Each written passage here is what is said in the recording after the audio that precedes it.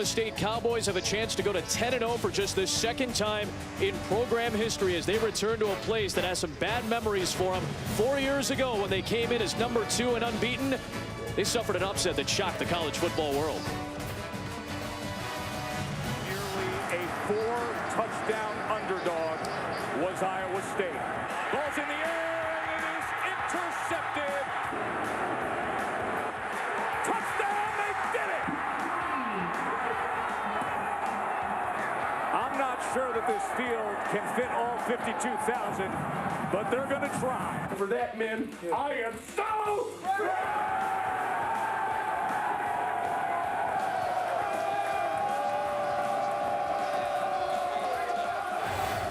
We welcome you to Jack Trice Stadium in Ames, Iowa. Winners of 11 in a row going back to last year. Number 8 Oklahoma State, one of 6 unbeatens in college football, on the road to take on upset-minded Iowa State. The 4 through 8 rankings in the second college football playoff rankings. A lot of discussion between 4 through 8. Many believe that Oklahoma State could make a case to be higher than they are, but they've won 11 straight, and they still have Oklahoma and Baylor. But they got to get through Iowa State first, and Olivia Harlan, both coaches were hoping to move past that 2011 game in different ways. Yeah, Adam, and it's almost eerie, the similarities between the game today and the one in 2011.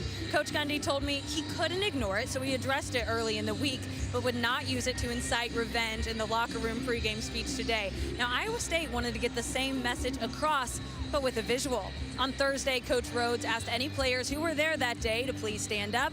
Only 8 players stood, and they were all redshirting that year, so just on the sideline. Now, he did point out that game was no fairy tale. It was no stroke of luck. Their run defense was stout, holding the Cowboys to just 60 yards, and then they forced 5 turnovers and recovered an onside kick. So he's stressing that history can repeat itself if they put up those kind of numbers again. So guys, same initial narrative, but coaches are ready to put this one to bed. And Olivia, as we welcome you into the broadcast booth in Ames, Iowa, Adam Amin, Kelly Stauffer, we're ready to kind of move past it a little bit as well, because there are a lot of differences between 2011 and 2015. 4 years in college football is a lot of time. And over the course of this season, Oklahoma State wasn't all that impressive, even though they were undefeated. They eked out a lot of wins. But last week, I think they opened up a lot of eyes with that dominant win against TCU. I completely agree with that. And we had this team to begin the season, right? And you aren't in September what you hope to be in November. And what right now Oklahoma State is emerging as is going to be very difficult to deal with on the national landscape. The big play offense. You can see right there that a quarterback in Mason Rudolph is growing up, and the game is slowing down, and he's learning how to get the ball to the playmakers. And oh, by the way, you have a defense that's turning the ball over in droves, giving Mason Rudolph the ball back in good position. So this is what Iowa State's going to have to do today. They're going to have to win the turnover takeaway battle. And they're going to have to run the football or they have no shot. It is going to be the 3rd career start for a good running quarterback in Joel Lanning, who's taken over. And this guy has opened up some eyes the last several weeks. Mike Warrne is 3 yards away from becoming the first Cyclone with 1,000 rushing yards since 2009. Do we see any repeat of 2011? Everybody's been waiting to find out. We haven't too. There is Mike Gundy trying to get this team to 10-0 for just the second time in program history. Very successful run at Oklahoma State after a rough year last year, 7 wins. They're sitting at 9-0 this season and in the hunt for a spot in the college football playoff. Ben Grogan kicks away to get us going. It'll be Cyclone ball to start the day, and Jamal Wiltz will mishandle it, and out to the 25 will come the Iowa State Cyclones.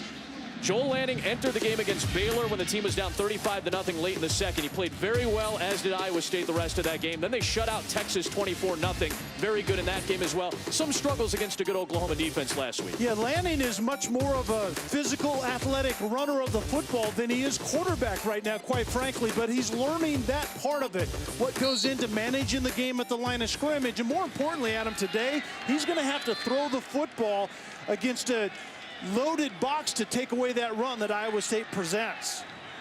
First down from the 25-yard line. It is Mike Warrne, the freshman, back next to him. He'll get the fake, landing on the move, and he finds his top receiver, one of them anyway, and Quinton Bundridge, the redshirt senior, takes it out to the 34-yard line on a gain of 9. And I think that's what we're going to see out of that pass game, especially early, is the play action pass game, and then get Joel Lanning on the move. I think that's when he's at his best. Bundridge very good this season. Alan Lazard, the sophomore, is the guy to watch. 5 in Cardinal red.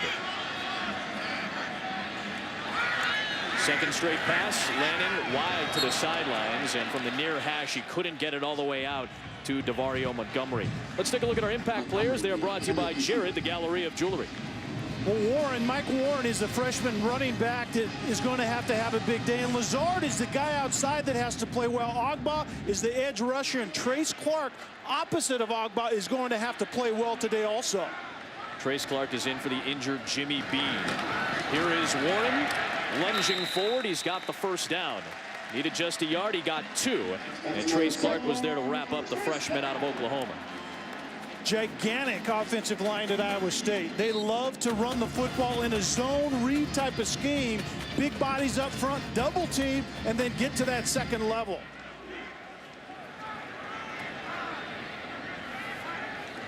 Here is Warrne again, and he is the first Iowa State Cyclone running back to go over 1,000 yards since Alexander Robinson did it in 2009.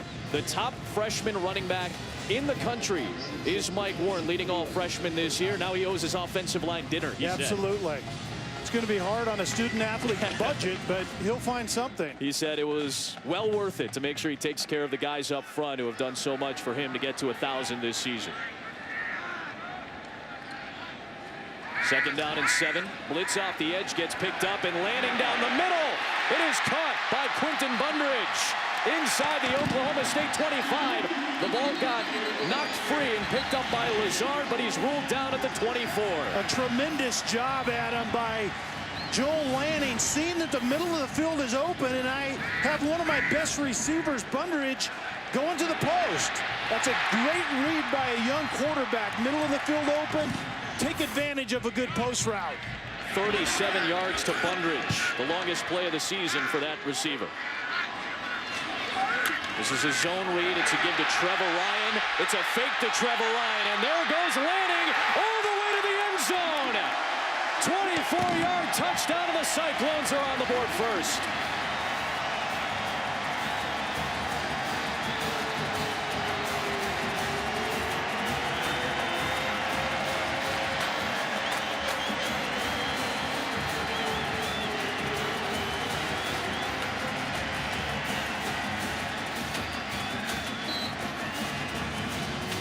The fast start that the Cyclones needed. Less than 2 minutes in, Iowa State, which has been on the wrong end of a lot of quick scoring drives this season, has one of their own. Cole Netton bangs it through, and the physical quarterback Joel Lanning really sold this one, Cal.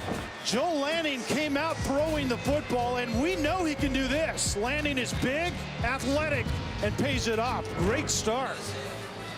The great Johnny Majors, who coached at Iowa State for 5 years, some lean years, but did have a really good season in 1971, won a national title at Pitt, had a couple of stints at Pitt, coached at Tennessee, of course. He's here today as Iowa State has only its second touchdown on an opening drive this season.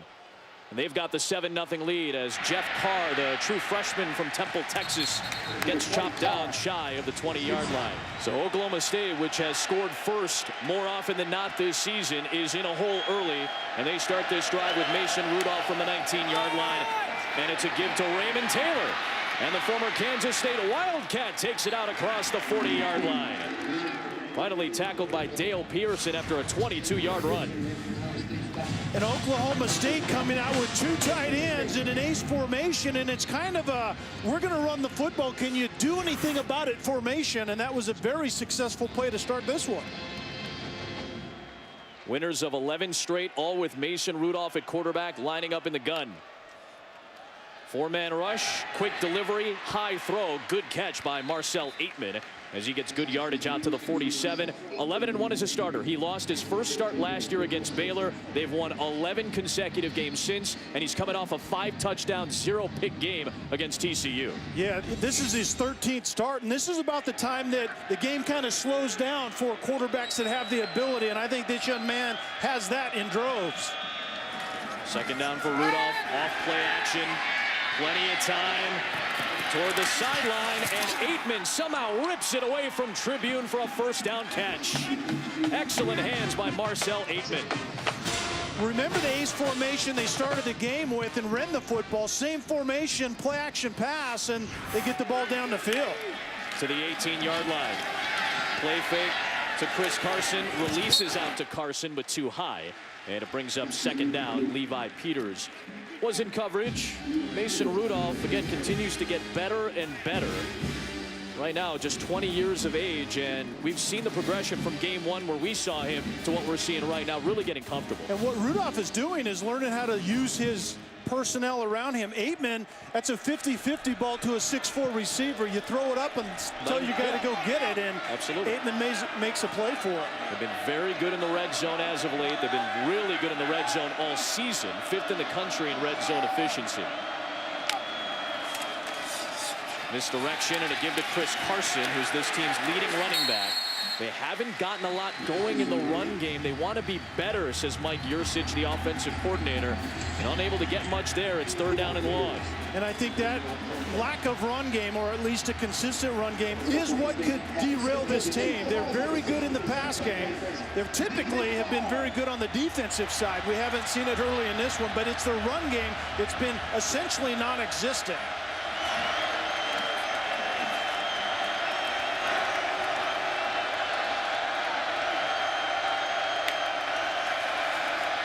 Four-man twist. Rudolph into double coverage for Aitman.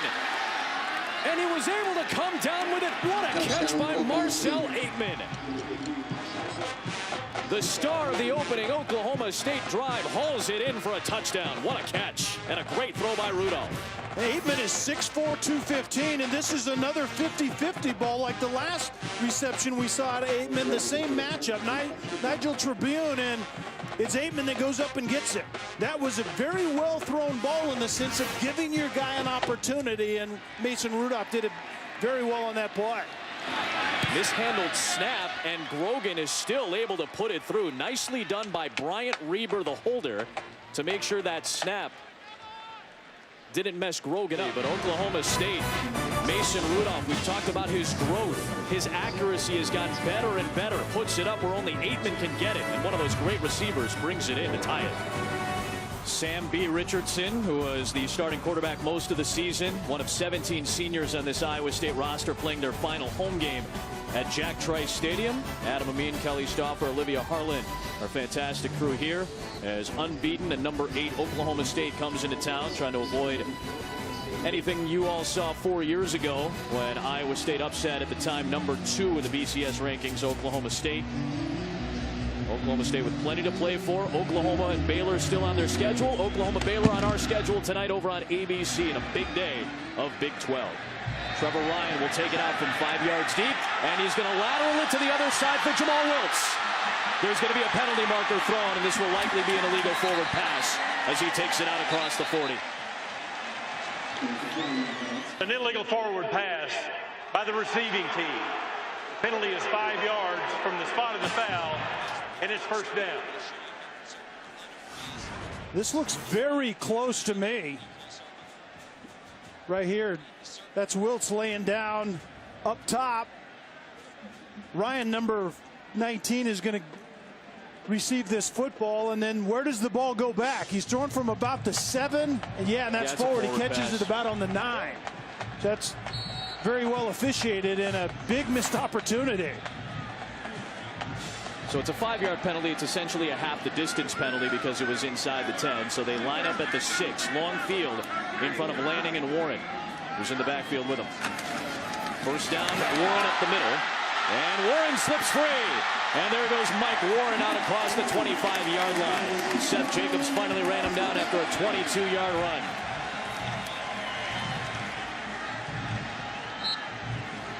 The running game is going to have to be a factor today if Iowa State wants to stay in it. In many ways, that type of run game, right down Broadway with a big offensive line, a veteran gnarly bunch up front, and Mike Warrne learning how to read those double teams and move the second level with his eyes as well. 3 big plays in a row, over 20 yards for this Iowa State offense, going back to the Lanning touchdown as well. Lanning to pass on first down. And this is what he does very well. He'll take off. He got a block from Lazard. He takes it to the 36. Second down and 1. Lanning will zip one into a tight window, and it deflects into the hands of Joshua Thomas, the running back, and he's down at the 49 of Oklahoma State. It ends up being a 14-yard gain. A poor decision by Lanning to begin with. This is a very, very tight window. Not a very good play, and then Thomas picks it off or catches it in the air. All of those things worked well, but that was not a good decision. Now Lazard was put into a tough spot to try to grab the pass. Thomas, Johnny, on the spot. Here's Warrne up the middle. And he'll pick up a couple of yards running into Emmanuel Agba. Arguably the best player, likely you could say the best player, and what has been one of the better defenses overall in the Big 12 this year. Yeah, and Agba is certainly the centerpiece of that, Adam, and he gets after the passer and affects the passer, but he also does a really, really good job, and I think underrated in the run game, anchoring from that defensive end position. Leads the Big 12 in sacks and tackles for loss this year. Lanning, on second down, has another hole. And Joel Lanning switching hands and spinning inside the 25. The redshirt sophomore from not too far away in Ankeny, Iowa. And the design quarterback drawing a very good job of Lanning setting it up right there. You have to pace yourself, be patient, allow the offensive line to let things develop, and then the big guy gets downhill. Kelly, that's their fourth play of 20-plus yards already. On first down, Lanning throwing and completing on the run. What a move by Lazard. Alan Lazard, touchdown Cyclones.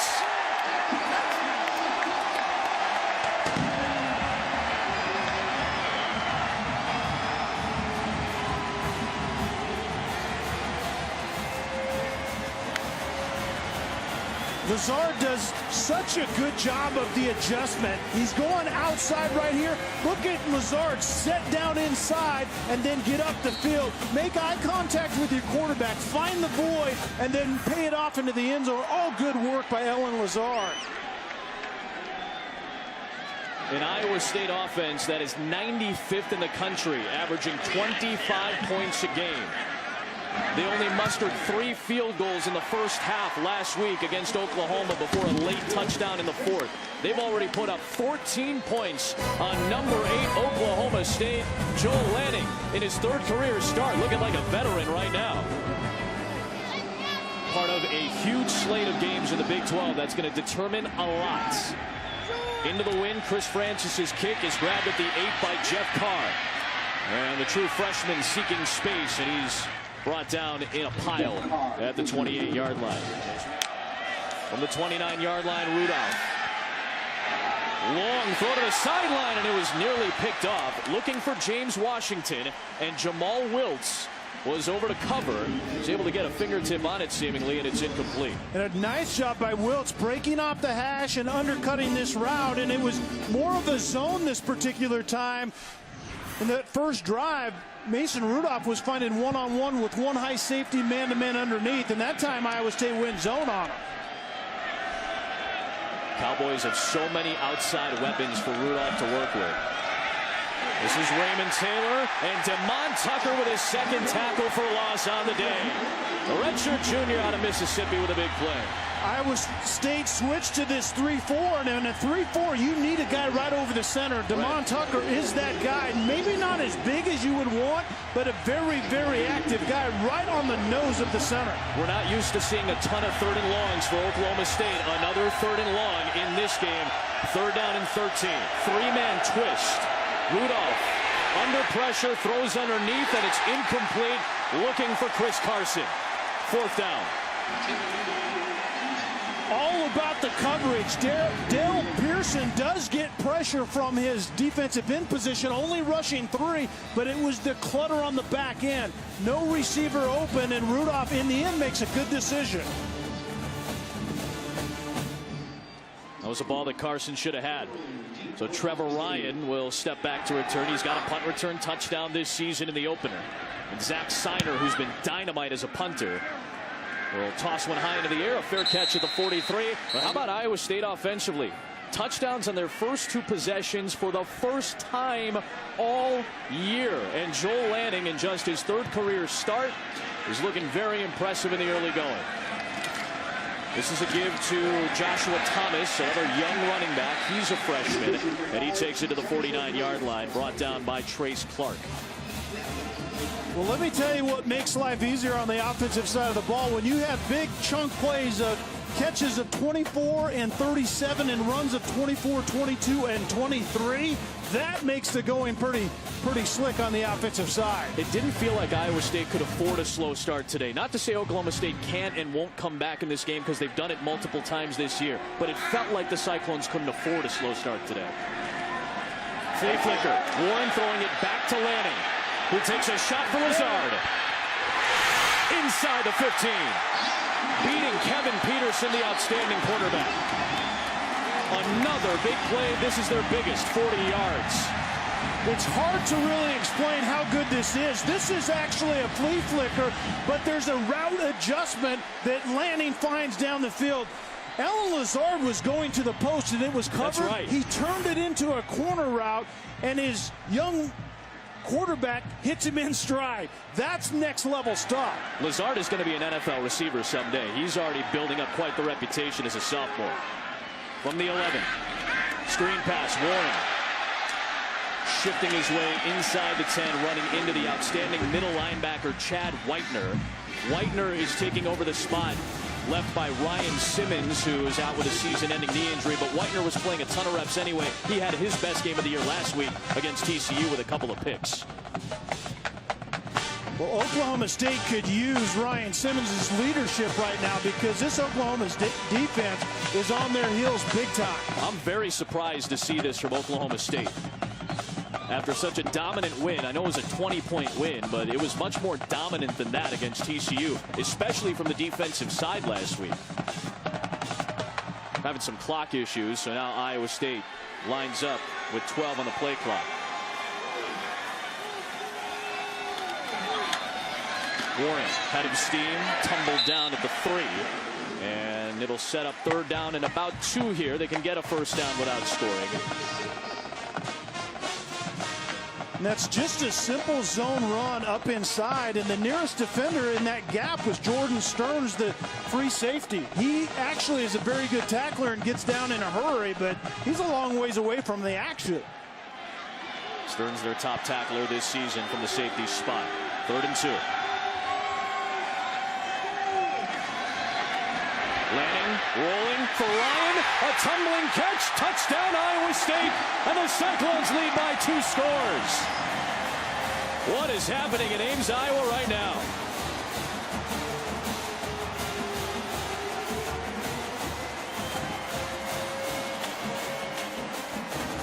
Maybe Paul Rhodes was right. Maybe it wasn't a fairy tale in 2011. The play action pass, and Lanning gets outside, and you can see Trevor Ryan, 19, slips into the flat, and he's really a kind of a slot receiver matched up on a free safety and Trey Flowers. The ball was trapped after it hit the ground. The pass is incomplete. Wow. It's 4th down.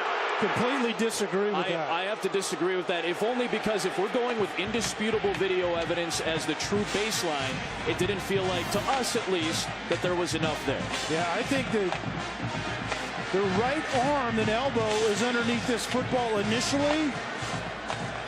And I think the replay booth was rightly looking at the fact that it slides, it moves a little bit when the receiver Trevor Ryan rolls over, but I don't think that was trapped at all. I completely disagree with that review and that reversal.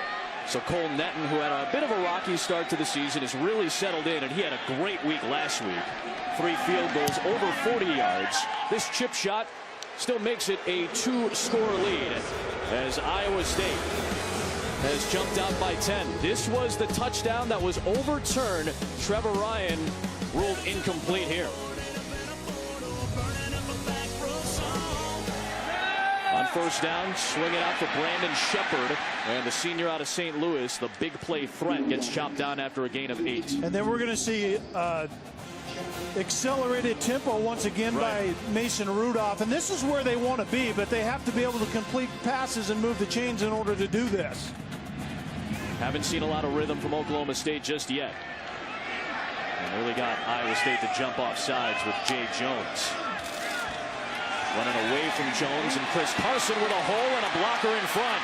And Carson finally gets dragged out of bounds by Darian Cotton at the 42 of Iowa State. Carson was that JUCO prize that they needed in that backfield, and he was pretty decent early in the year and is kind of left off just a little bit late, but they need him to get going early in this one. That run game is something that needs to come alive for this team. Well spotted at the 44 of Iowa State. Mason Rudolph, a sophomore, big body, quick trigger 20-year-old at the controls for the Cowboys. Throwing it wide. This is David Glidden, their leading receiver. Slot receiver, can do a lot of different things. This time he has a first down to the 32. Grabbed by Jordan Harrison, brought down. And a nice job by number 28, James Washington, out on the edge, getting that important block to spring David Glidden. Play action Rudolph. Nothing on the first pump. Now a line drive to Glidden that's incomplete. And he got hit pretty hard in the backfield by Dale Pearson, who was going after Rudolph. Pearson is very active. When we talked about he's that sack guy for this team, and he comes off that edge. He gets the late pressure, but once again, rushing three, playing plus coverage on the back end, creating structure. 8 defenders and narrowing down those windows. First time today, Kelly, we see J.W. Walsh, who's been incredibly effective as both a passer and a rusher this year. In a great role for his skill set. Short pass, swinging it out for Rennie Childs. And Childs with an aggressive run into Jamal Wiltz right near the sticks. Picked up 9 yards there. That was somewhat of a tendency breaker when J.W. Walsh comes in. It's a 95% run, typically. Walsh is in the game. But that was essentially a run. Throw the quick screen outside, kind of the bubble. But Walsh typically carries the football. He's very good here. 3rd down and 1 is where J.W. Walsh lives.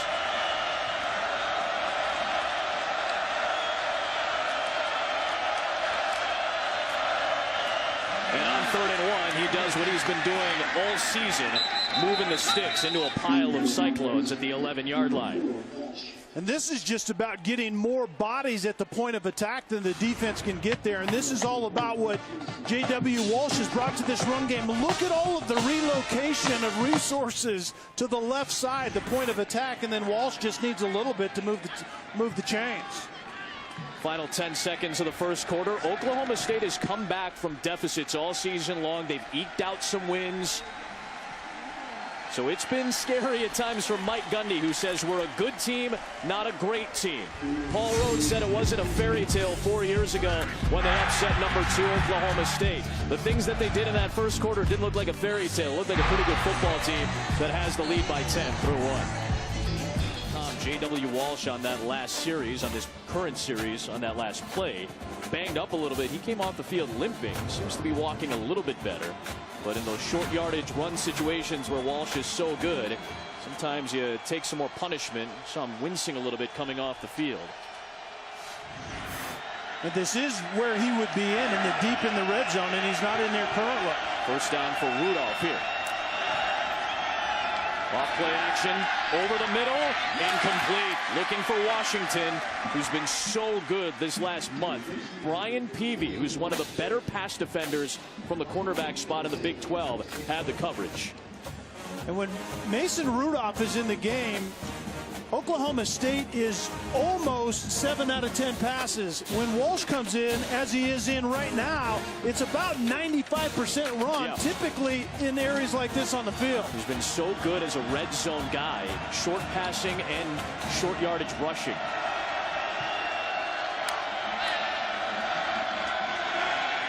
He's got an option play here and ends up unable to make a decision and gets brought down at the 14 by Luke Knott, the redshirt junior. Third down and long coming up again for Oklahoma State. And Luke Knott has a little bit of a memory of 2011. His brother Jake, who ended up playing in the NFL, had the tip on the pass to Justin Blackman that got intercepted in double overtime off the hand of Brandon Whedon that ended up being punched in by Jeff Woody for the game-winning touchdown to seal the upset.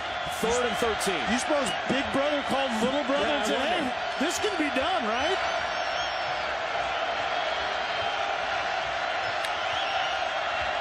Again, 8 back in coverage as Rudolph is seeking space.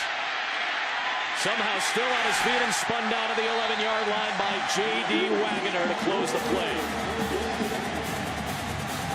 Well, that's where Oklahoma State misses J.W. Walsh, the quarterback run game, and that is not Mason Rudolph's strong suit. And we saw Walsh in there for one more play, and he did not look good taking the option out to the edge. So Ben Grogan, who has not attempted a field goal since the Kansas game. That was a miss in that Kansas game. He'll try from 28 yards. And Grogan, who's been so good all year, for the first time this season has missed twice in a row. Kicking into the wind. This is a very interesting stadium in which to kick. This one went wayward. It's still a 10-point lead. Lanning spreading it out on 3rd and 4. And look at this radar-type defense for Oklahoma State. Nobody with their hand down. And 10 men at the line of scrimmage, basically. And the blitz coming on Lanning, who's going to take off and has plenty of space against the blitz. That's a decision that not a lot of sophomores are going to make. That was a smart play by Lanning as he runs it inside the 40. And I think that kind of defense, the radar defense, as you put it, who's coming, who's not, and in the end it was man-to-man, and defenders are running out with receivers, and you have a quarterback that can make you pay for that, and that's exactly what Joel Lanning does. We'll spot him out of bounds at the 42. It's a 24-yard Lanning run. And this is Warren, who shifts to the outside and then cuts back against Stearns and gets ripped down at the 25. Jamison Locke has a good job, or a good block up front, but this is where I think Mike Warrne has really grown. Reading the defense on that second level and then making him pay for a bad decision. Warren on 1st down. Grabbed and brought down as we check in with Olivia Harlan. Guys, Mike Warrne might have a little extra fuel in the tank today. His running back coach, Lou Ianni, told me he really played up his Oklahoma roots against this game. He didn't get offers from OU or OSU, and he said, hey, he's a freshman. He's impressionable. I'm going to play it up this game. You see Mike Warren's numbers averaging 7 per pop. He's over 1,000 yards here. There is a penalty against Oklahoma State here. It's a face mask, a personal foul penalty. The number is 97. And right on cue, good job for us as Cooper Castleberry lets us know it was Eric Davis who got tagged with that face mask for a personal foul. And Iowa State is going to move it all the way down to the 12-yard line. Davis, the redshirt junior out of Tyler, Texas.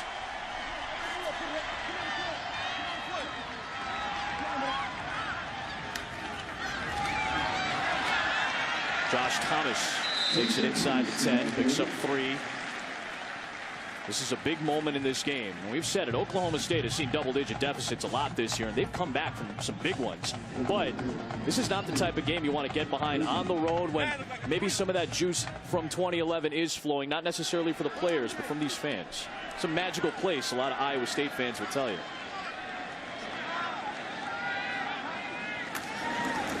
Second down, Thomas gets dragged down by Chad Whitener. Very close to the line to gain, but it looks like it's going to be maybe a half-yard short. 3rd down coming up. Oklahoma State said that Iowa State's offensive line might be the best offensive line in this entire conference. And right now they're looking like it. It's a veteran group up front that is getting a very, very good push consistently against Oklahoma State's defensive front. They don't have Daniel Burton. He's out with an injury, but the rest of that line, a veteran group. 3rd and 1. Lanning keeps. Lanning's got the 1st down. Grabbed from behind by Ogba after Jacobson wrapped him up. Could not get to the goal line, but 1st and goal. When the running back is chased right there by the defensive end, then Lanning keeps it and tries to replace that defender. And the big guy is trying to ramble into the end zone, and he pulls up just a little bit short. Bottom of the formation here, Kel. Lazard against Lampkin. First and goal. It is a give to Thomas. Lunging for the goal line, and Iowa State has another touchdown.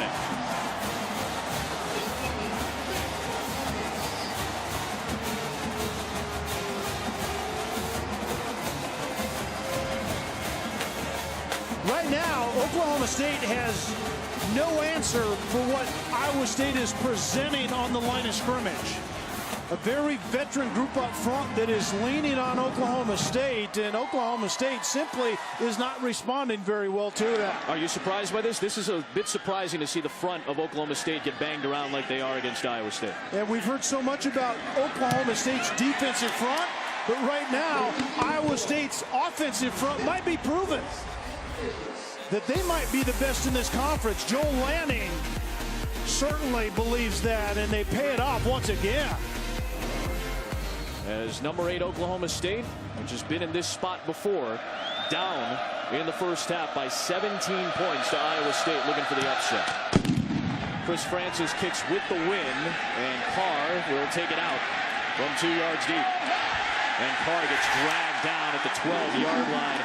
Excellent pursuit by this coverage unit, the best in the Big 12. Rudolph on first down, and a nice play by Washington, leaping high for that catch in front of Peavy and a first down. That 4 through 8 that we told you about at the beginning of the broadcast, Notre Dame's in the mix, Iowa's number 5, Baylor's number 6. There's some opportunities there, but there's a lot of debate that's been going on all week too. As Oklahoma State goes tempo. Rudolph. Deep shot. Washington, his best receivers out there, and it bounds into the air with good coverage from Brian Peavy.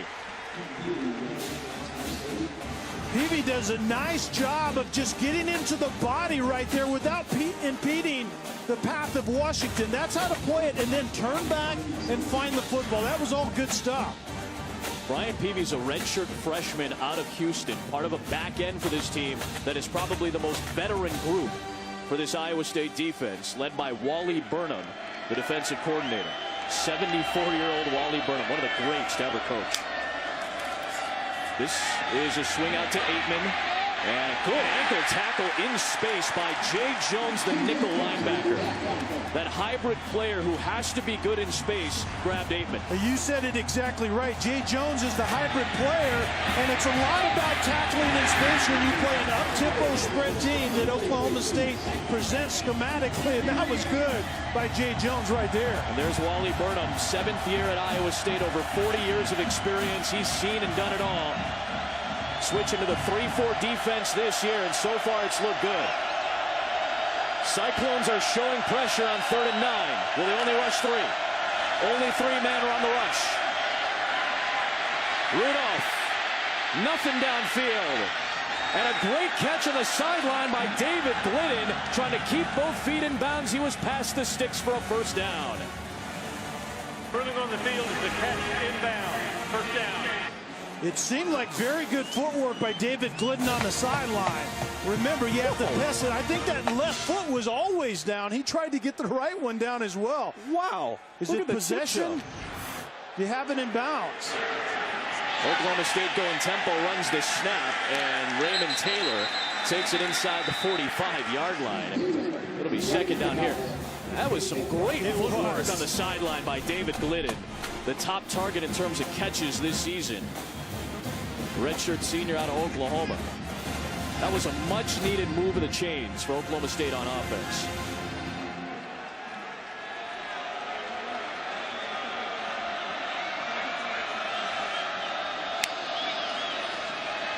Quick throw from Rudolph, which is what he's been doing all season long, and Glidden has another first down to the 35-yard line. Our friends at Pro Football Focus told us that Mason Rudolph has one of the quickest and shortest times in the pocket per pass among any quarterback in college football, less than 2.5 seconds. Oklahoma State has trailed by 17 against Texas Tech this season. That was their largest deficit, currently facing it now. Rudolph, a first down play action. And he takes off and slides down at the 29-yard line. That was a little Bridgewater-esque as Willie Harvey forced him out of the pocket. He still picked up 6. Again, this is what we were talking about. Texas Tech got up in a heartbeat, 17-0, in what turned into a very high-scoring 70-53 win. And Mason Rudolph is capable of doing just that. That's what this offense really is built for, to be quite honest with you. They throw the football almost 7 out of 10 times and throw it very well. They have the ability to come back. This is an extended series. The 11th play of the Oklahoma State drive is a run to the right for Chris Carson, and Carson with a first down, run out by Peavy at the 18-yard line. We've seen Oklahoma State do this a few times where they go to that ace formation, single back, 2 wides, 2 tight ends, and it's basically a temperature check for the defense to see if you can get your run fits right. And that time, the running back was able to get out on the edge. There was nobody there to force that run back inside. They go back to the pistol look here with Carson behind Rudolph.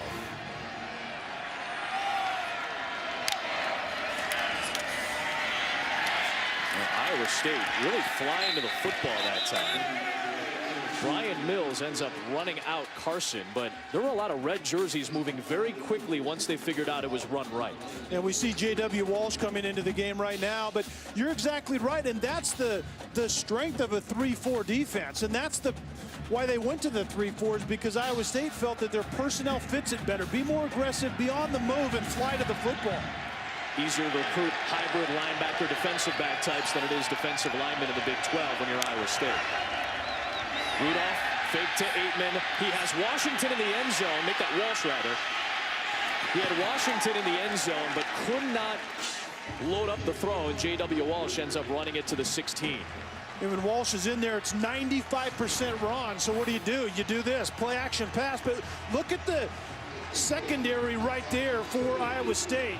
They rally out of that run defense, and they covered that extremely well. That was a gotcha play, and they didn't get Iowa State. 3rd down and long. We've seen it a lot tonight. Rudolph back in the game at quarterback in that 3-by-1 set. Aitman is right up here. It's a good one-on-one situation. Rudolph looking in that direction. There's the throw out there, and Aitman's got it inside the 5-yard line in front of Tribune. They love that one-on-one matchup. You saw it too, Cal. And the big-bodied receiver, he's an NFL-type body, and one-on-one outside, and Tribune is the one being picked on. It's about the 6th time we've seen that matchup, and Oklahoma State has won the majority of them. J.W. Walsh into his spot. Red zone and short yardage running. He's going to try to punch it in. This is going to be a give, though, to Carson. And Carson trying to move the football forward to break the plane, which he did for a Cowboy touchdown. Good fight that time by Chris Carson after he got hit. Still broke the plane. Well, based on the way Walsh was moving, we thought he was going to have to hand the football off. And right there is the knee down before the ball penetrates that goal line. It was called a touchdown, certainly on the field, and I think they got it right. They will review this play, and rightfully so, because the knees were going down, but seemingly Carson had enough leg strength to keep his knees off the deck while he was lunging forward. And keep an eye on the knee and then the football. It's where the very tip of the football is. It has to penetrate just the front of that white line. It doesn't have to go into the end zone. You're into the end zone if you just penetrate the very front of that line.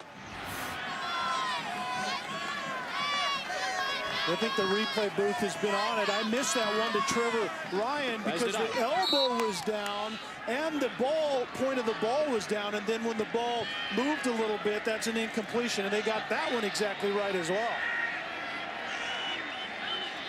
And Jim Blackwood, the replay official, has been on it so far. Great drive by Oklahoma State. The folks in Ames remember 2011. Right now, it's a 10-point Iowa State lead. Olivia has Mike Gundy during the halftime report. Lexus' halftime report belongs to Adnan, Danny, and Joey. 2 touchdown underdogs lead by 10. Iowa State 24 and number 8 unbeaten Oklahoma State with 14 points. in that first half. Welcome back into the broadcast booth. Adam Amin, Kelly Stauffer, Olivia Harlan in a moment as well. Nothing really fluky in that first half. Both sides actually played. That was a really well-played first half. Iowa State had the better of it early.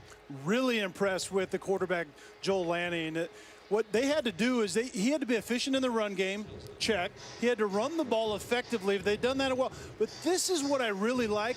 Iowa State defensively making Mason Rudolph throw into a bunch of clutter on the back end, and it slowed Oklahoma State down a lot. Yeah, we expected that 8 back in coverage a whole lot. Down on the field, let's check in with what Olivia's got. Well, Adam, you heard Coach Gundy tell me at halftime that defensively the challenge has been their run game. And the reason why Coach Rhodes told me is just great blocking all around. And then also Todd Sturdy in just his 3rd game play calling. He's changed this offense when Joel took over as quarterback as well. And this has been giving the Cowboys a problem in the first half. Olivia, Todd Sturdy took over for Mark Mangino. Mangino and Paul Rhodes just couldn't seemingly get on the same page. So Sturdy, who's the quarterback's coach and has been an offensive coordinator for a long time in his career, well over 100 games as a play caller in his career at the FBS level, he took over as the offensive coordinator. What happened in 2011? Well, I don't know. I feel like we probably haven't talked about it at all today. I don't think we're going to talk about it at any point if Iowa State's still leading. Oklahoma State deferred to half number 2, and they get the ball to start the second half. Jeff Carr with a returnable kick from the 1-yard line. And Carr, the freshman, brought down. This is a flip up ahead to Jalen McCleskey. First touch for the freshman, and he breaks a tackle. Excellent run by McCleskey. The true freshman out of Covington, Louisiana, runs for 22. Statistically, this is a forward pass. The touch pass back up in front of Rudolph to McCleskey. But once again, Oklahoma State trying to get their speed guys the ball in space. That's the name of what they do offensively. Yeah, it goes down as a reception. McCleskey's done that a lot before. He doesn't have a rush, quote-unquote, officially this year. Taylor to the edge. Grabbed by Trent Taylor. And Raymond gets brought down after a run of 4. Raymond Taylor has been basically a new addition into the backfield the last several weeks. Transfer out of Kansas State, 1 semester in Manhattan in 2012. Wanted to enroll in spring of 13, but the transcript didn't go through. So he stayed at K-State, didn't work out, walked on at Oklahoma State last year, or 2 years ago rather. And now in 2015 has made an impact. Here's Chris Carson. And Carson with a good cut, patient running for a first down. Inside the Iowa State 45-yard line, tackled by Harvey. Really good job out on the point by Zach Beach that cut the blitzer actually in that run to the ground and was able to spring Carson around the edge. Now Carson has 7 yards a pop, plus the rushing touchdown, his first since week 3 of the season.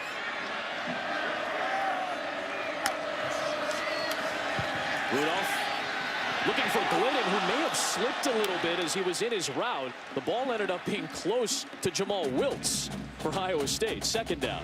The Riga Northrup was the coverage underneath number 9, and you're exactly right. It was somewhat of a double move, and Glidden was trying to get over top of that second-level defender in that seam, and he slips down. This ball almost sailed all the way to Wiltz on the back end. Oklahoma State, an explosive offensive team, quick strike team. Another double-digit play drive, though, here. Second down and 10. Taylor grabbed immediately, and it's going to be a loss of yardage. What a play by Dale Pearson. The senior out of Bakersfield, California, has been a major impact guy this year in his second year with the Cyclones. You're better off running at him than away from him. Away from him, he's just going to chase it down like that. He was in the back pocket of that ball carrier in a heartbeat.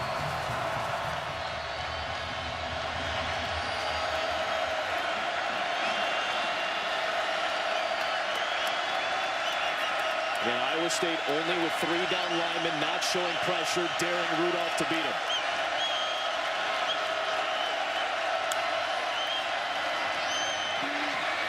Plenty of time.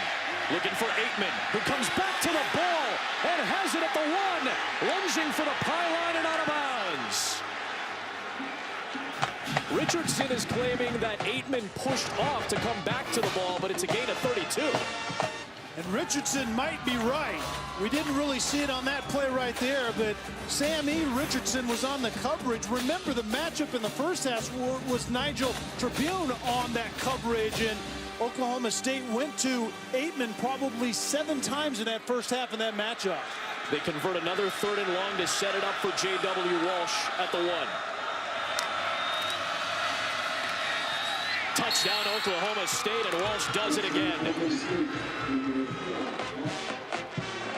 Another methodical Oklahoma State touchdown drive capped off by the big bruising quarterback Walsh. And Adam, in some ways, it's almost a secondary win for Iowa State. The first thing you have to do against Oklahoma State is take away the big plays, the explosives, and those short drives where they get in the end zone. The second thing you have to do is find a way to get off the field in 3rd and long, and Iowa State hasn't done it in about 3 drives here this afternoon. Grogan adds the extra point. They took more than 6 minutes off the clock. They marched 92 yards down the field. And this was the big catch. Richardson claiming that Aitman pushed off, but it ended up being a 3rd and long conversion of 32 yards.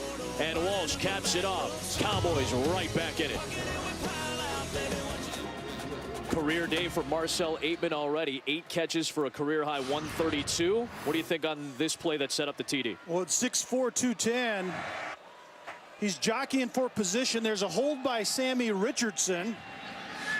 I think that was a good no call. Little jockeying both ways. There's Wiltz on the return and grabbed at the 15-yard line. Brought down immediately by Luke.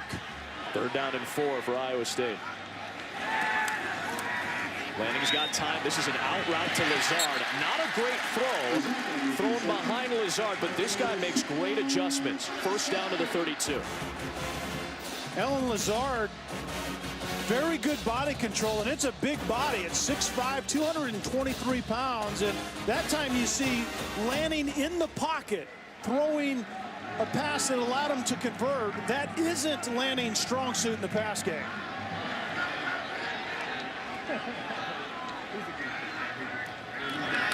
Fake to Warren, running away from the pressure. Back shoulder throw again from Montgomery. And coverage that time for Oklahoma State from Kevin Peterson. As Kelly mentioned, one of the better cover corners for what is a veteran secondary with a lot of parts. They can rotate a ton of guys on the back end for the Cowboys. Yeah, that creates a lot of flexibility for the defensive coordinator, Glenn Mason, on the back end. You can legitimately, Spencer, excuse me, you can literally rotate 5 to 6 guys, even 7 through that secondary and be in pretty good shape. There's Warren running left on 2nd down. Nothing there. Vincent Taylor getting the penetration that time. The redshirt sophomore out of San Antonio brings up 3rd down and long. And Warren a little bit shaken up. There is Glenn Spencer. And Glenn Spencer has done a nice job of dictating essentially who's going to carry the football for Iowa State's run game. And in the first half, they let the quarterback Joel Lanning get loose a little bit. He's decided that's not going to happen in the second half. 3rd down and 10 for the Cyclones, and Josh Thomas is into the game as a back. Cowboys bring a blitz.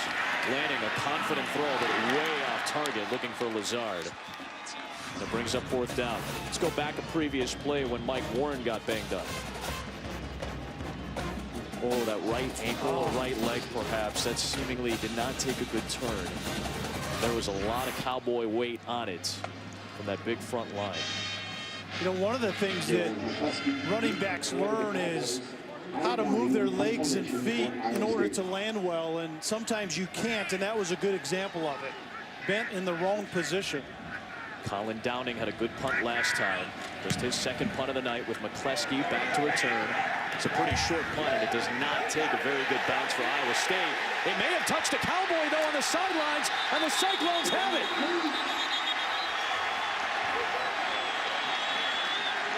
The officials are going to discuss this.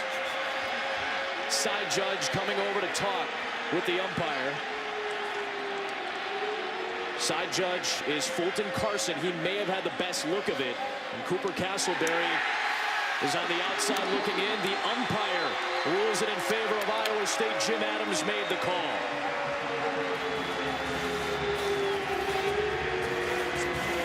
Jack Spreen was the one for Iowa State who ended up scooping it up. And the Cyclones have it in Oklahoma State territory.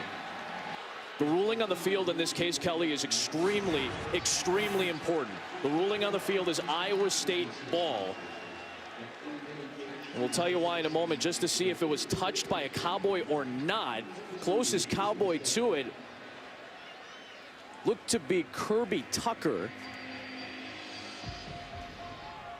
Or Kirk Tucker, rather. Kirk Tucker, beg your pardon. 12 right there. The question is, did he kick it or did it go off the helmet of an Iowa State player?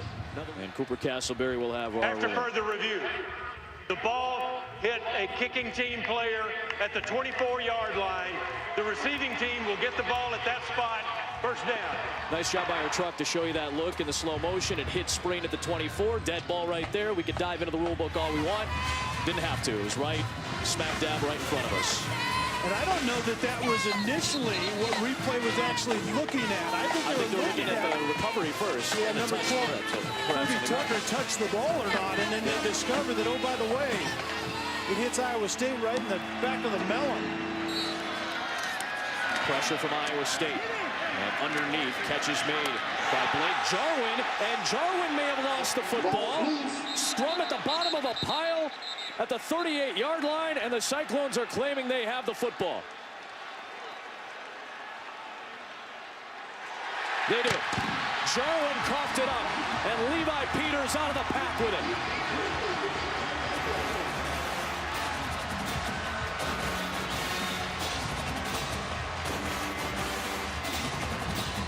It's the first time we've seen the big tight end Blake Jarwin targeted.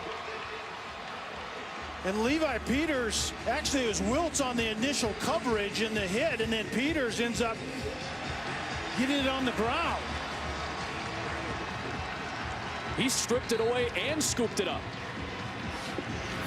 Levi Peters, that's his third forced fumble of the season, and it's the first turnover of the game on either side. And Iowa State has it a great field position. And Mike Warrne is back in the game for the Cyclones. One-on-one down the sideline. Looking for Lazard, and it's incomplete. The coverage from Michael Hunter. Decent coverage by Michael Hunter, who is actually just coming back, getting healthy once again. But this ball simply couldn't have been thrown better. And quite frankly, should have been caught. It was Quentin Bundridge actually on the fade route.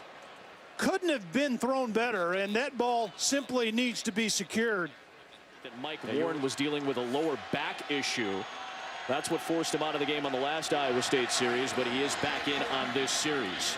Redshirt freshman who has over 1,000 rushing yards this year. Second down 10 for Iowa State at the 38. Blitz from the Cowboys. Well protected, and Lanning just did not get anything behind that throw. Looking for Montgomery outside. Exactly where Lanning has trouble. When he has to move his feet a little bit and suddenly throw the ball, and it just doesn't work that well for him. He's much better outside the pocket. Go ahead and let it roll, guys. It's a good pickup by Warrne up inside on the blitz, but it forces the quarterback to slide just a little bit. Seth Jacobs was coming on the blitz, forces the quarterback to get off his spot a little bit, and that's when Lanning's technique and mechanics fall apart. He's just 1 for his last 8 in this game after a hot start. Cowboys bring an exotic blitz, but it gets picked up. And Lanning has to get to the 28-yard line. And he does and more.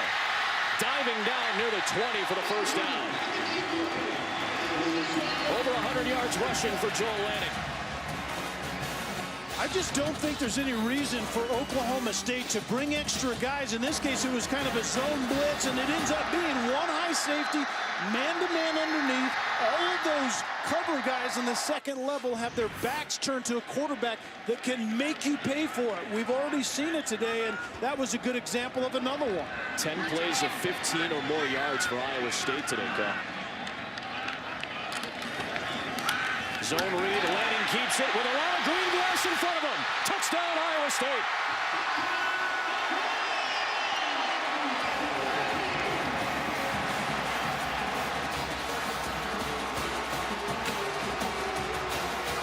There is a penalty marker thrown in the back of the end zone at the end of the play.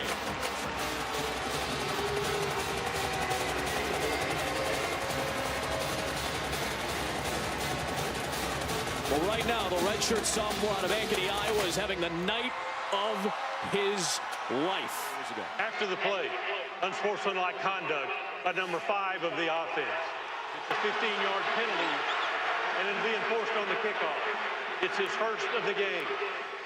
Alan Lazard, probably in the midst of the celebration with Iowa State going up 9. It is a dead ball penalty, so it does not negate a touchdown, and it is enforced on the kickoff. And Alan Lazard had a tremendous block on that play out wide as well. He might have been celebrating his contribution to landing running into the end zone. Cole Netton is on for the extra point.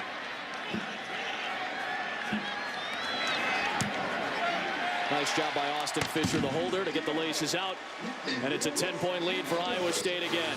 138 yards through the air and now 134 on the ground with a couple of rushing touchdowns for the redshirt sophomore.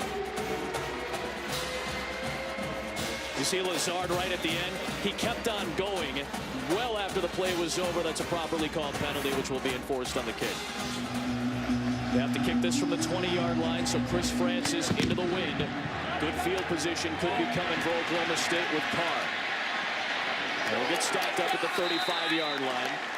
They'll spot it at the 35.5. You get the feel that they're starting to believe that it's a possibility here in Ames, Iowa. One of the unbeatens in college football on the ropes as we head to the fourth. That we were one team. That we were unified and we were one team, and you have bought into it hook, line, and sinker. And for that, men, I am so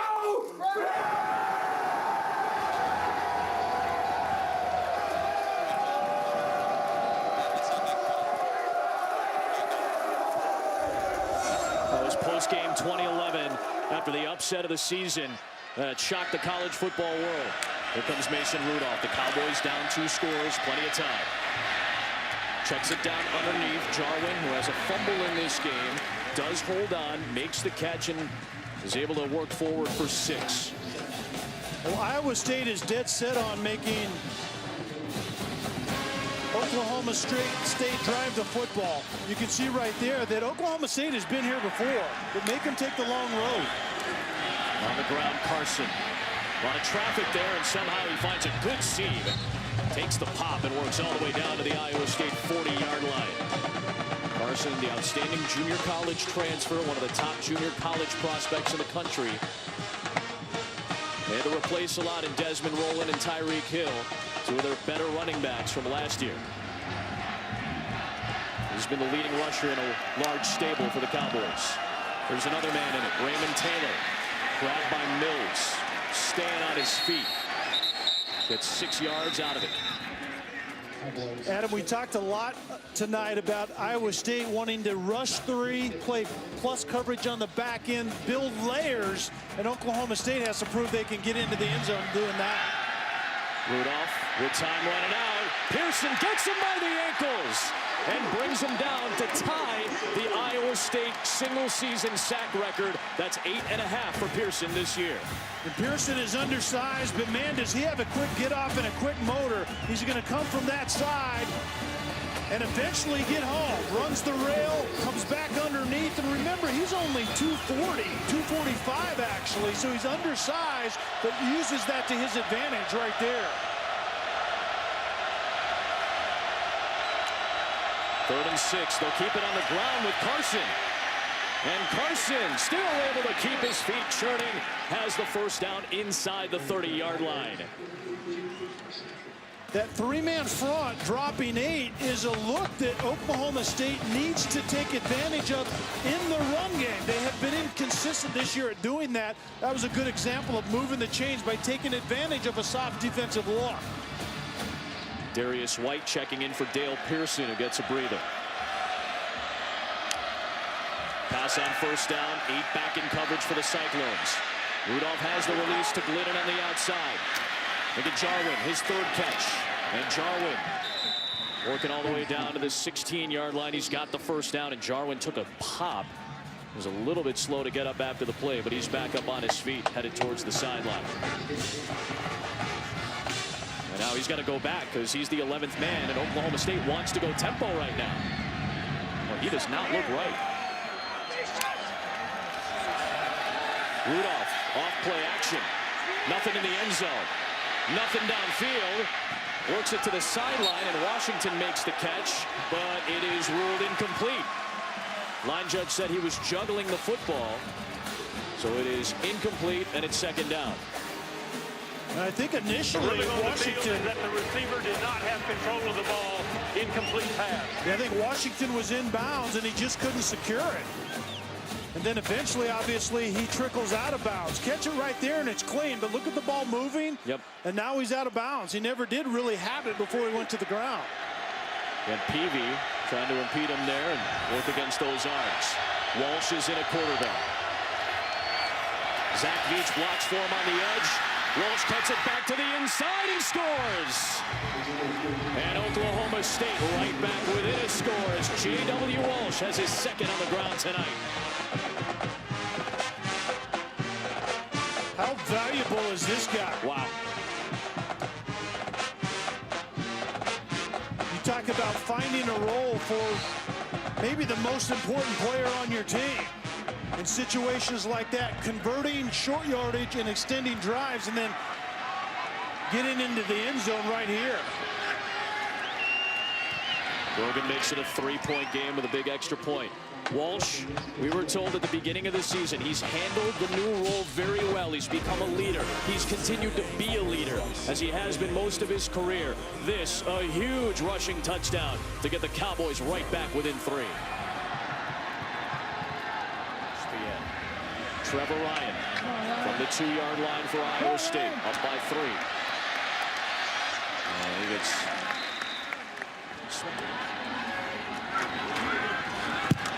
against that run blitz. Josh Thomas running right into Jarrell Owens, the redshirt freshman, at the 47-yard line.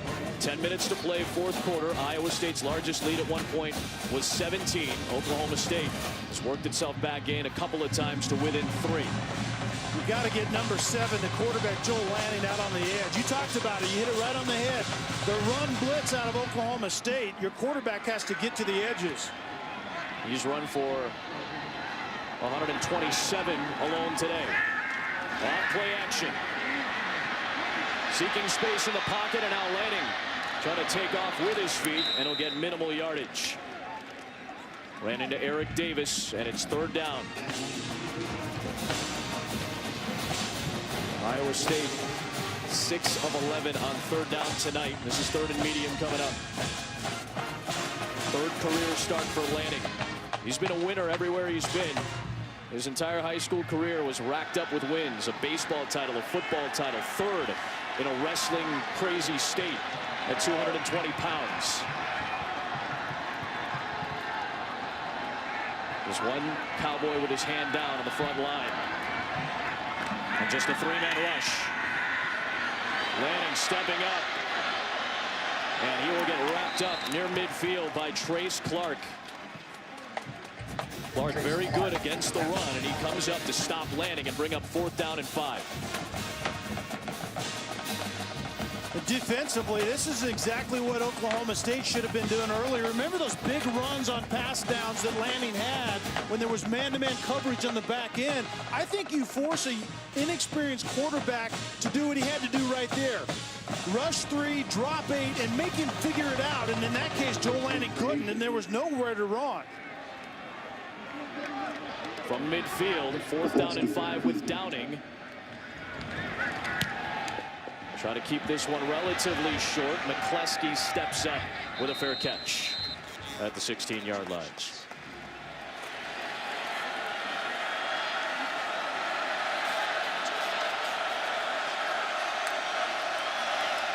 So Rudolph meeting a quarter of the field, overthrowing his receiver Shepard, with a couple of Cyclones in the area, including Kawan Floyd. Brings up 2nd down and 25. And right in the middle of the screen, going down right there, the leg whip by 71, Brad Lundblade. Big play, and it forces this offense to have to overcome right here in those negative plays. 2nd and 25. This is an offense that can do it, but the question is whether Mason Rudolph can make a play right here. That was an errant pass to play before. The Cyclones happy to have 8 back in coverage again with a quarter of the field to cover. Washington is right there again. In front of Peavy, made the catch. Peters helped out of the tackle, so they turn this into a much more manageable 3rd and about 11 yards here with 7 to play. And what's happening is Oklahoma State is playing a 2-man game outside against that zone. They have a deep curl route, and then Levi Peters, the underneath defender, is stretching too wide and opening up that curl route. That was an easy throw for Mason Rudolph. One-on-one at the top of the formation. Rudolph for Glennon. This time he's got it in Iowa State territory. And ripped down by Richardson inside the 40-yard line. Man, they went from 1st and 25 to into Iowa State territory. Clutch conversion on 3rd down. Another 3rd and long conversion. From the 39. Raymond Taylor trying to cut it back, and Pearson is there for the stop after a run of about 1.5 yards. On that previous pass to Mason Rudolph to Glennon, what Rudolph did is he diagnosed the secondary so well. There were spinning safeties, and it ended up one high man-to-man across the board. Before the snap, I circled the apparent one-on-one. That was one of them. But when I have Glennon working between the numbers, that's where I want to go. That was a good job. A good job by Mason Rudolph. Paul Rhodes might want something from the sideline, so maybe he wanted a timeout. Instead, Oklahoma State runs 2nd down, and Rudolph diving ahead, short of the line to gain, but it'll be 3rd down and 2. Peters forced him down. Does Walsh come in here, perhaps, on 3rd and short? Or do they leave Rudolph, who seemingly is in a rhythm right now, out there, and it looks like they will? That was a good question, though. It just seems like J.W. Walsh should be in the game right here. If they don't pick it up here, maybe he does come in to try to go for it on 4th down.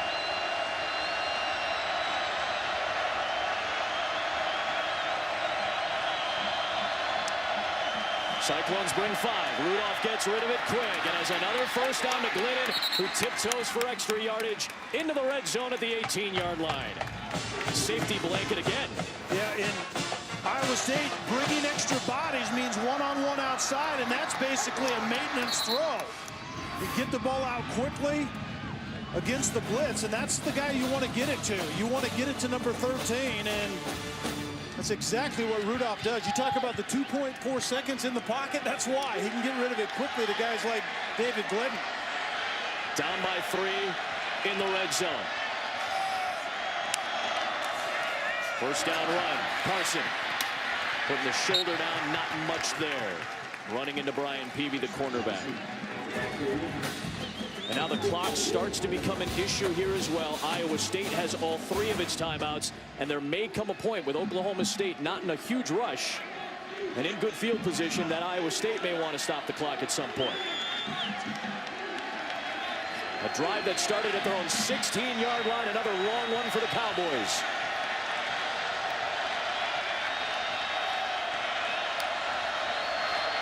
There's 3 in the pattern.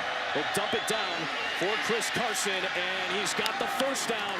1st and goal, Oklahoma State with 3.5 to play. Plus coverage once again by Iowa State on the back end, rushing 3, dropping 8. Check it down to your running back. Don't be concerned about taking a profit in this situation. You want the clock to be running. Speaking of running, J.W. Walsh. He's into the game on 1st and goal. He's got 2 rushing touchdowns tonight. They're going to swing it outside. Jeff Carr, the true freshman, gives the Cowboys the lead.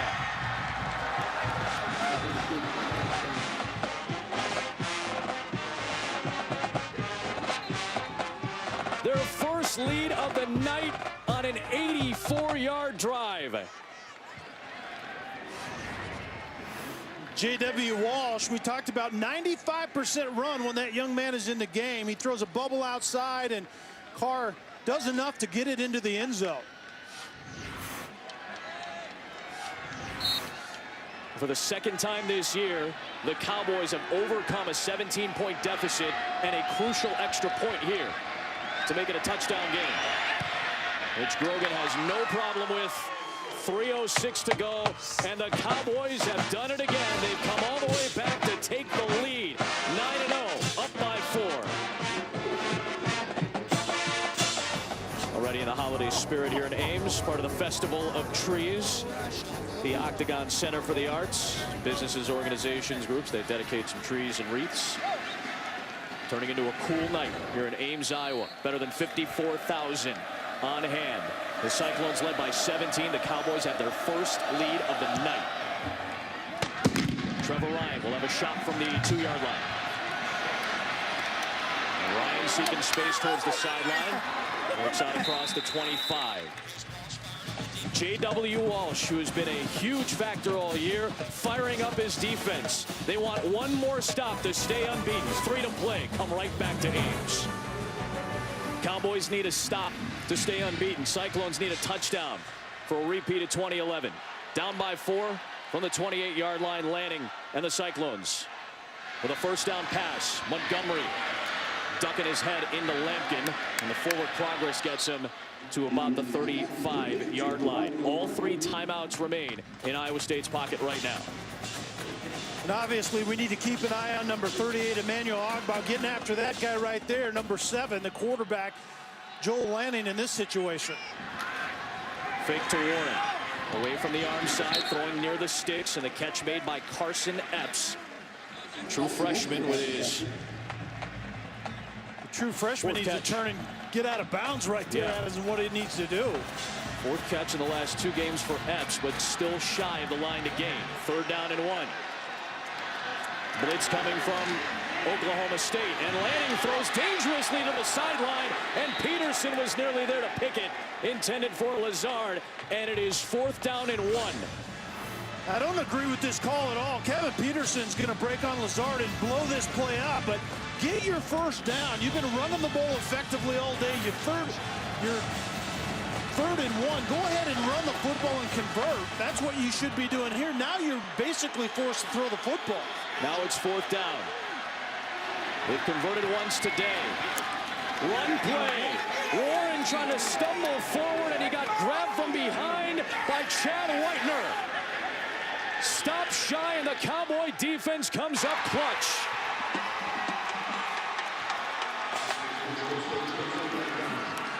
Third and 1, get your quarterback Joel Lanning out on the edge and stress the defense, and then decide what you want to do if you don't get it with your best player tonight with the football in his hands. Oklahoma State's defense, which struggled early in this game against Iowa State. Whitener coming up clutch for the Cowboys to make the stop.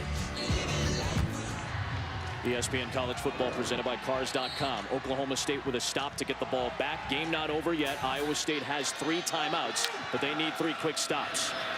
J.W. Walsh stacked up. The stop made there by Damon Tucker for Iowa State, and Paul Rhodes will use one of those timeouts. Still 2 timeouts for Iowa State, but they need 2 quick stops. The first down might end it.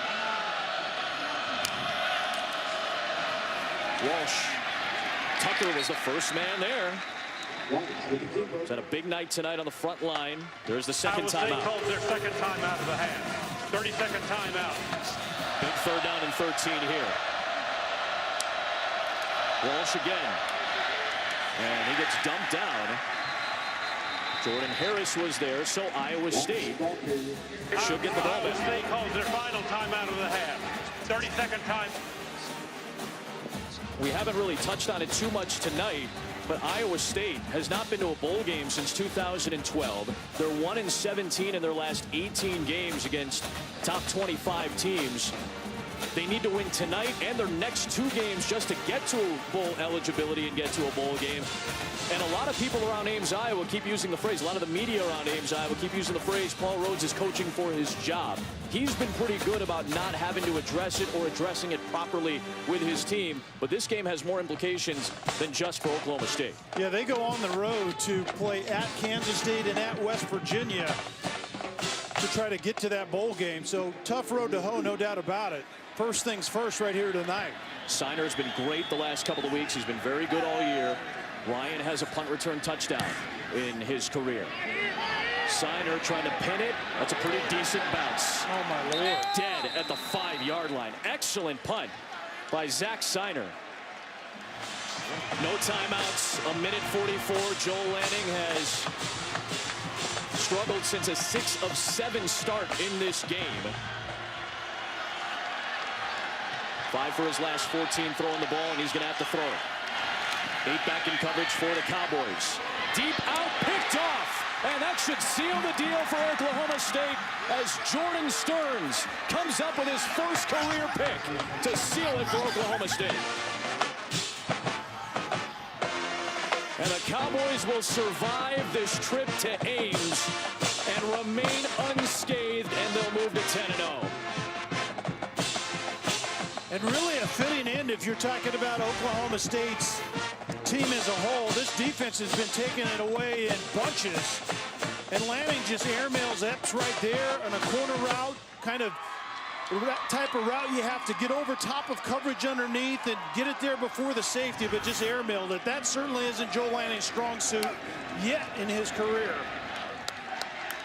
For the second time this year, they come back from down 17. They did it against Texas Tech early. They do it against Iowa State late.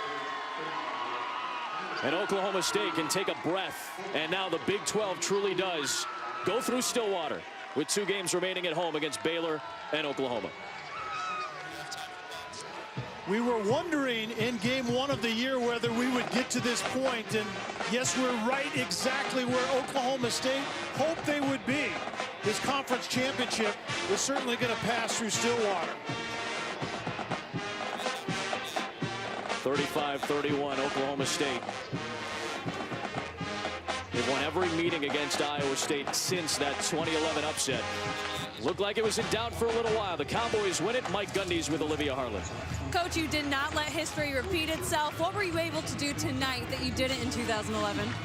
Well, we were able to get a couple stops in the second half, and then we ran the football better than we have this season, and really even better than we did in 11. So I was really proud of our guys. They battled back. Iowa State had a great game plan. Their quarterback played well. So we were fortunate to get out here with a win. I know that run game was a big focus for you going into tonight, but your 2 quarterbacks, J.W. Walsh, rushed for 2 and threw for 1. What does he do to your offense? Well, he gives us the extra guy. You know, he lets us do a little bit more in the running game. I wish we would have done better there in the series before the end, but our defense came up big. I thought our coaches did a great job in the second half of staying calm, clearing their minds, making that adjustment. So I was really proud of our coaching staff. You finally got the lead with 3 minutes left. What was going through your mind then? Well, I was glad to have the lead. I wish it would have been down to about a minute. We scored there from about 15 or 20 out, and I was hoping that we'd score with about a minute left. But, you know, every week is a battle, and when you play on the road, anything can happen. So I'm just glad we found a way to come out on top. Congratulations. Thank you. Thank you. 10-0 for the second time in program history, both years under Mike Gundy. Here, a 35-31 Oklahoma State win to stay unbeaten. For Kelly and Olivia, Adam Amin saying so long, back to Adnan.